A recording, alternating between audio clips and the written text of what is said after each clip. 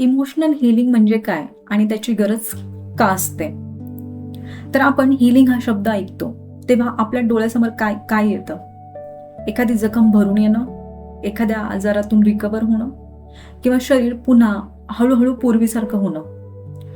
पण मनाला लागलेल्या गोष्टीचं हिलिंग कसं होतं? कारण इमोशनल पेन तर दिसत नाही, त्याला बँडेज लावता येत नाही आणि बाहेरून पाहिलं तर एखादी व्यक्ती अगदी नॉर्मल दिसत असते, पण आतून काही एक्सपिरियन्स तिच्यावर खोल परिणाम करून गेलेले असू शकतात. आणि म्हणूनच इमोशनल हिलिंग म्हणजे नेमकं काय हे समजून घेणं खूप महत्वाचं आहे. पण इमोशनल हिलिंग हा फक्त एक शब्द नाही, तो आपल्या रोजच्या आयुष्यातल्या अनेक गोष्टींशी जोडलेला असतो. म्हणून पुढे जाण्यापूर्वी स्वतःला हे 3 छोटे प्रश्न विचारा. तुम्हाला फक्त मनातल्या मनात हो किंवा नाही असं उत्तर द्यायचं आहे. तर पहिला प्रश्न, कधी एखादी अगदी छोटी गोष्ट घडते, कोणीतरी सहज काहीतरी बोलतं, पण तुमची जी रिॲक्शन तुमच्या अपेक्षेपेक्षा खूप मोठी होते. नंतर तुम्हालाच वाटतं मी एवढी का चिडले. दुसरा प्रश्न, काहीतरी मनाला लागलेलं असतं, पण त्याबद्दल बोलण्याऐवजी तुम्ही स्वतःलाच सांगता काही नाही, मी ठीक आहे, आणि विषय तिथेच सोडून देता. आणि आता तिसरा प्रश्न, की आयुष्यात बरोबर सगळं व्यवस्थित असतानाही कधी कधी आतून एक हेवीनेस, अस्वस्थता किंवा इमोशनल भार जाणवतो. यापैकी काही गोष्टी तुम्हाला रिलेट होत असतील तर स्वतःला जज करू नका. याचा अर्थ तुमच्यात काहीतरी चुकीचं आहे असं नाहीये, फक्त कदाचित तुमच्या इमोशन्सकडे थोडं अधिक लक्ष देण्याची गरज असू शकते. आणि इथूनच आपण इमोशनल हिलिंग समजून घेण्याच्या दिशेने पुढे जाऊयात. तर सगळ्यात आधी समजून घेऊया इमोशनल हिलिंग म्हणजे नक्की काय. इमोशनल हिलिंग म्हणजे एखादी भावना कायमची मिटवून टाकणं नाही. हिलिंग झालं म्हणजे तुम्हाला पुन्हा कधीच राग येणार नाही, कधीच दुःख होणार नाही, कधी भीती वाटणार नाही असं नाहीये. कारण इमोशन्स हा आपल्या आयुष्याचा नैसर्गिक भाग आहे. राग येणं चुकीचं नाहीये, दुःख होणं चुकीचं नाही, भीती वाटणंही चुकीचं नाही. मग हिलिंग म्हणजे काय? आपल्या इमोशन्सना समजून घेणं, त्यांना स्वीकारणं आणि त्यांच्यासोबत हेल्दी पद्धतीने काम करायला शिकणं. उदाहरण जर द्यायचं झालं तर भीती आली तर आपण स्वतःला विचारू शकतो की मला नेमकी कशाची भीती वाटतेय. राग आला तर मला नेमकं काय हर्ट झालं. दुःख झालं तर माझ्यासाठी काय महत्वाचं होतं जे मला गमवावं लागलं. म्हणजे भावना आली की लगेच ती दूर करण्याचा प्रयत्न करण्याऐवजी आपण तिच्याकडे थोडं थांबून पाहायला शिकतो. कारण अनेकदा आपण प्रत्येक भावना आपल्याला काहीतरी सांगत असते. म्हणून इमोशनल हिलिंग म्हणजे इमोशन्सच्या विरोधात जाणं नाही, तर स्वतःच्या इमोशन्स सोबत एक हेल्दी रिलेशनशिप तयार करणं आहे. तर आता प्रश्न येतो, हा इमोशनल पेन तयार तरी कसा होतो? आपल्या आयुष्यात अनेक एक्सपिरियन्सेस येतात. कुणीतरी आपल्याला रिजेक्ट करतं, कुणीतरी आपला विश्वास तोडतं, आपल्याला सतत कम्पेअर केलं जातं, आपल्यावर क्रिटिसिझम होतं, रिलेशनशिपमध्ये आपण हर्ट होतं, एखादं फ्रेंडशिप तुटतं, कधी आपल्या अपेक्षा पूर्ण होत नाहीत किंवा बालपणातील काही एक्सपिरियन्सेसचा परिणाम पुढेही जाणवू शकतो. प्रत्येक व्यक्ती या अनुभवांना वेगळ्या पद्धतीने हँडल करते. काही लोक लगेच बोलून मोकळे होतात, काही लोक रडतात, व्यक्त होतात, सपोर्ट घेतात, पण काही जण मनातलं मनात ठेवतात. कुणाला सांगायचं? लोक काय म्हणतील, मी कमजोर दिसेन.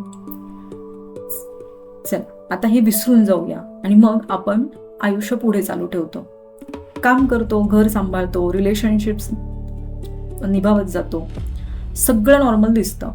पण काही सिच्युएशन पुन्हा समोर आल्या की आपली इमोशनल रिॲक्शन तीव्र होऊ शकते. म्हणूनच स्वतःच्या इमोशनल पॅटर्न्सकडे लक्ष देणं महत्वाचं आहे. तर हिलिंग आणि सप्रेशन मधला फरक काय? इथे खूप इम्पॉर्टंट डिफरन्स आहे. सप्रेशन आणि हिलिंग एकसारखं नाहीये. समजा तुम्हाला कोणीतरी काही बोललं आणि तुम्हाला खूप राग आला, पण तुम्ही स्वतःलाच म्हणालात मला राग आलेलाच नाहीये आणि तो राग तिथेच दाबून टाकला.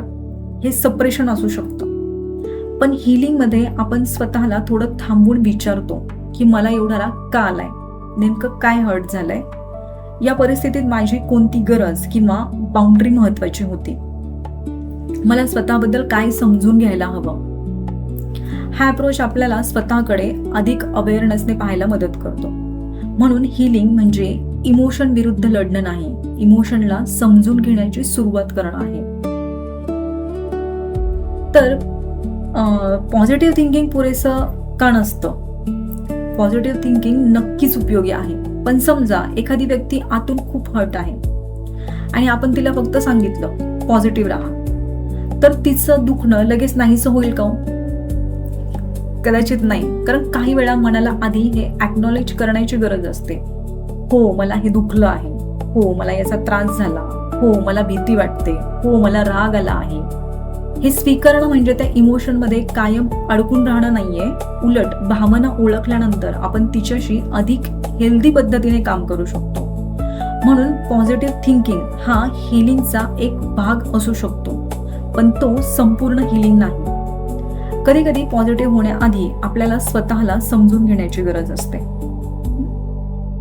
तर इमोशनल हिलिंग ही एका टेक्निकची गोष्ट नाहीये, ही एक प्रोसेस आहे आणि प्रत्येक व्यक्तीची हिलिंग जर्नी वेगळी असू शकते. यामध्ये वेगवेगळ्या प्रॅक्टिसेस उपयोगी ठरू शकतात, जसं की सेल्फ अवेअरनेस, मला नक्की काय फील होतंय हे ओळखणं. इमोशनल ॲक्सेप्टन्स, माझी भावना चुकीची आहे असं न मानता तिला ॲक्नॉलेज करणं.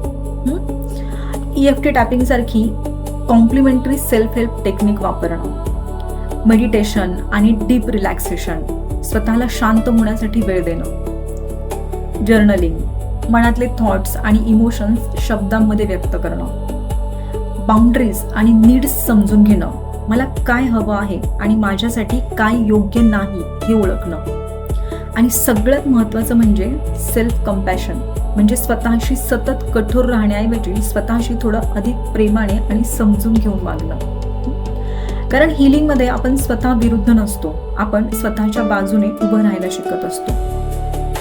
आता एक छोटासा सेल्फ रिफ्लेक्शन करूयात. आज रात्री किंवा जेव्हा तुम्हाला थोडा शांत वेळ मिळेल तेव्हा स्वतःला हे प्रश्न विचारायचे की कोणती गोष्ट अजूनही मला इमोशनली डिस्टर्ब करते, कोणती परिस्थिती आली की माझ्या इमोशन्समध्ये अचानक बदल होतो, मी कोणती भावना वारंवार स्वतःपासून लपवते किंवा दाबून ठेवते, मी बाहेरून ठीक असल्याचं दाखवत असले तरी आतून खरंच ठीक आहे का. आणि एक शेवटचा प्रश्न की मला सध्या हील होण्यासाठी नेमकी कशाची गरज आहे. कदाचित रेस्ट, कदाचित ॲक्सेप्टन्स, कदाचित स्वतःशी संवाद, कदाचित फॉरगिव्हनेस किंवा कदाचित कुणाशी मन मोकळं करण्याची गरज. तुम्हाला उत्तर लगेच मिळालं नाही तरी काही हरकत नाही, कारण स्वतःला योग्य प्रश्न विचारणं ही सुद्धा सेल्फ अवेअरनेसची एक सुरुवातच आहे. आणखी एक महत्वाची गोष्ट, इमोशनल हिलिंग म्हणजे तुम्ही चुकीचे आहात आणि आता तुम्हाला स्वतःला बदलायचं आहे असंही नाहीये.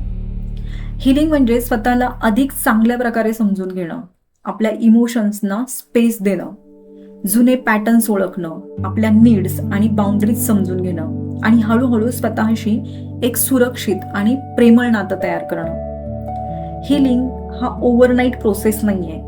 काही गोष्टी आपल्याला लवकर समजतात, काही फिलिंग्स हलक्या व्हायला वेळ लागतो आणि ते परफेक्टली ओके आहे.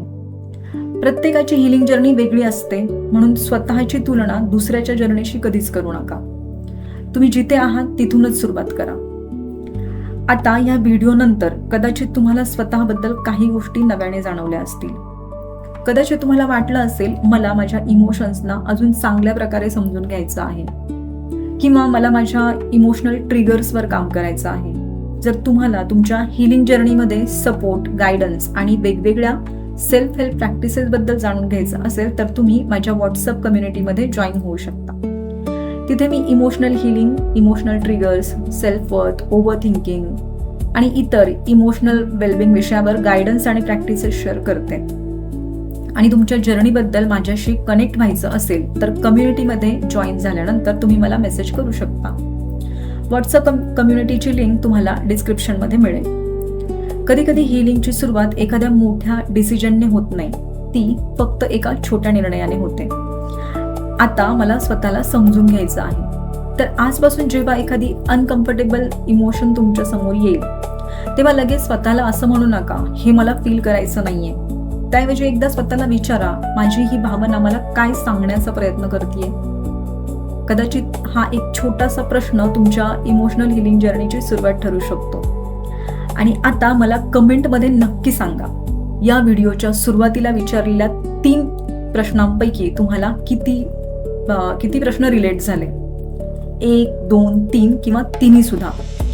आणि तुम्हाला हवं असेल तर तुमच्या कमेंटमध्ये एक इमोशन देखील लिहू शकता, जे स्ट्रेस, फिअर, अँगर, हर्ट, ओव्हर थिंकिंग किंवा सेल्फ लव्ह.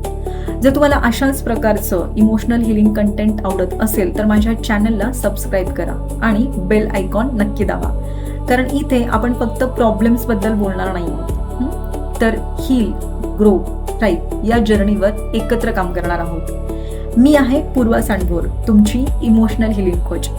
पुन्हा भेटूया अशाच एका नवीन विषयावर. तोपर्यंत स्वतःला समजून घ्या, स्वतःला स्वीकारा आणि स्वतःशी प्रेमाने वागा. Take care.